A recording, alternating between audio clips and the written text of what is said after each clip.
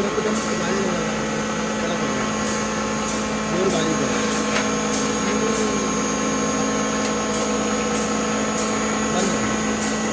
जैसे अपन सेका इसको हवा लगा ठंडा कर लेना, तो हम बाद में बेसन को और बारीक निकलेगा। जैसे कि उन्होंने गर्म करा सेका माल, तो उसको ठंडा कर दे 2 मिनट, उसके बाद पीसेंगे और बारीक माल निकलेगा और कड़क हो जाएगा। ब्लोअर में क्या टाइम होता है? ब्लोअर तो पड़ेगा।